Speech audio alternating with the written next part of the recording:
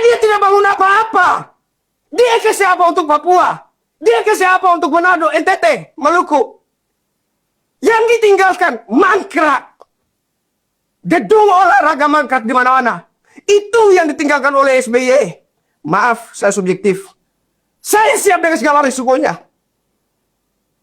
Makanya saya katakan tadi, Pak Budius, kalau saya mati setelah berbicara dengan Anda di sini, satu permintaan saya, ingat saya.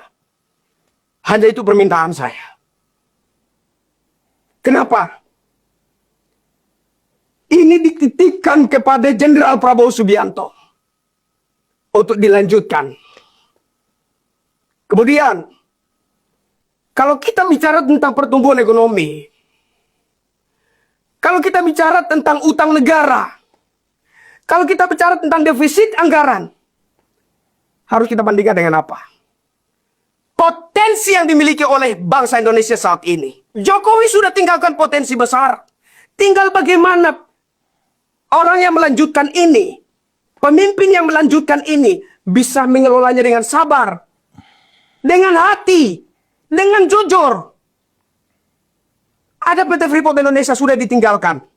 Blok Rokan, Blok Mahakam, PT Chevron, dan lain-lain ditinggalkan. Itu adalah potensi. Jadi Jokowi tidak sekedar menghambur-hamburkan uang negara tanpa ada sesuatu yang dikerjakan. Anggaran negara tidak dihambur-hamburkan. Ada buktinya. Dia bangun Indonesia, dia tumbuhkan harapan hidup yang lebih baik untuk generasi penerus bangsa. Tidak hanya di kota-kota metropolitan, tapi juga di pelosok-pelosok negeri. Sekarang di Gresik, Jawa Timur, kita sudah punya pabrik pemurnian logam mulia terbesar di dunia. Diresmikan oleh Jenderal Prabowo Subianto. Itu adalah potensi, Pak. Potensi besar. Jadi Jokowi tidak tinggalkan masalah untuk Jenderal Prabowo Subianto. Dia tinggalkan harta karun untuk Jenderal Prabowo Subianto. Pertanyaannya, Jenderal Prabowo Subianto mau jujur tidak untuk mengelola ini semua dengan bijaksana? Kembali ke situ. Jadi, menurut saya,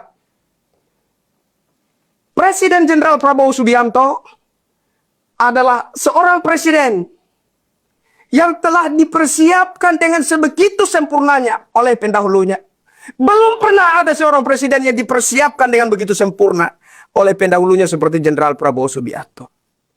Dan setelah itu, tadi kita bicara ekonomi, saya bicara ekonomi, berbicara tentang pembangunan, saya bicara tentang potensi-potensi yang ditinggalkan oleh Bapak Jokowi.